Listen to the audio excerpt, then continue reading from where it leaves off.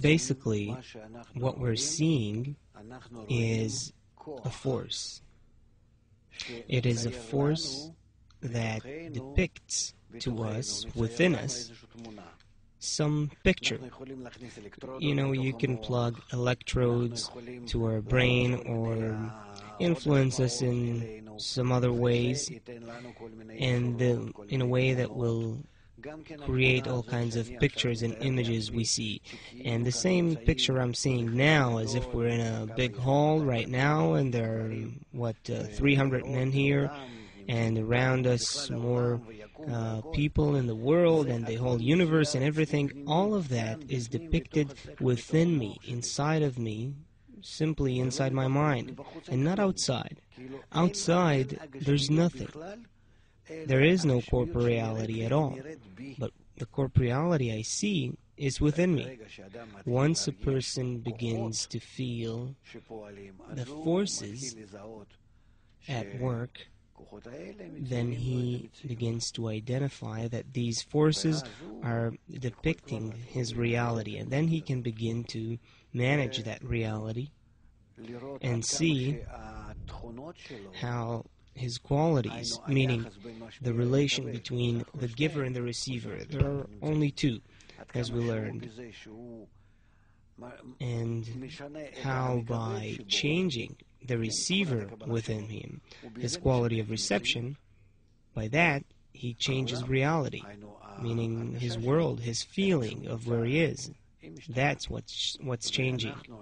And by the wisdom of Kabbalah, we have to come to expand ourselves, our feeling, our understanding, our perception, in a way that these two forces, the giver and the receiver, will be fully revealed in their complete connection in all manners possible. And we will live and feel this entire richness of those connections between them. And that is called the world of Ein Sof, infinity.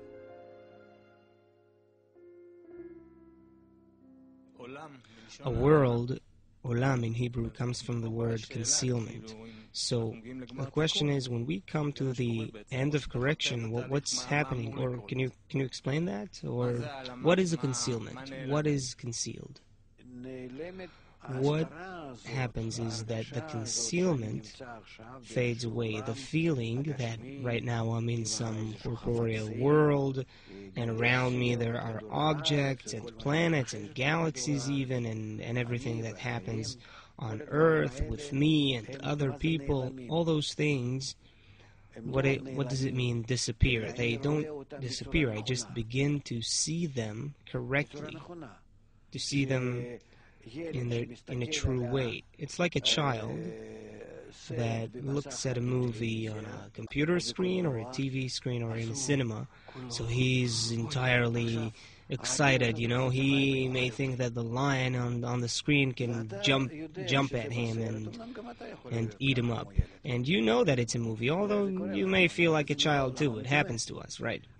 But you can still maintain the perspective that you know that it's just a movie, that we only imagine that it seems to us that now we're in a jungle and that there's a lion in front of us and so on. And we are in the movie. It's like a Disney World or something.